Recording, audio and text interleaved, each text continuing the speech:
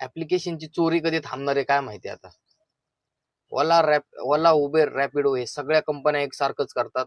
कस्टमरला आकर्षित करायचं म्हणलं की कॅबवाले, रिक्षावाले ह्यांना टार्गेट करायचं, ह्यांच्याच पैशामधून कस्टमरला डिस्काउंट द्यायचा आणि स्वतःची पोळी भाजवून घ्यायची.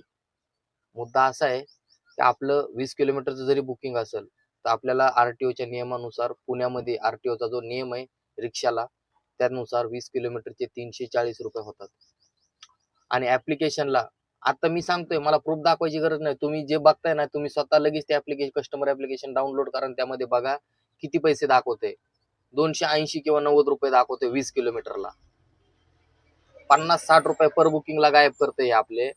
आणि यासाठी बोलायला कोण नाही मध्ये, यांच्या विरोधात बोलायला कोण नाही. कायदा यांच्या पायाखाली आहे. आपल्या जे परिवहन मंत्री आहेत म्हणा, मुख्यमंत्री म्हणा, यांना कुणीच भेट नाही.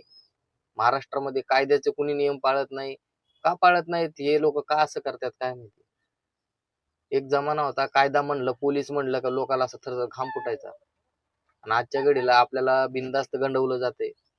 भर दिवसात ते बी ऍप्लिकेशन लाईव्ह प्रूफ असतो आपल्याकडे, तरी बी बिनधास्त बेफिकीरपणे गंडवलं जाते. कुणी लक्ष देत नाही याच्याकडे.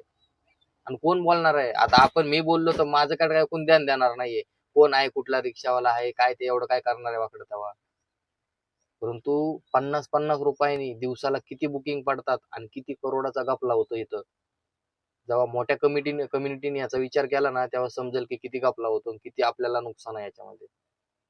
तुम्हाला प्रमोशन करायचं स्वतःच्या पैशातनं करा ना. तुम्हाला कस्टमरला आकर्षित करायचे, स्वतःच्या पैशातनं आकर्षित करा.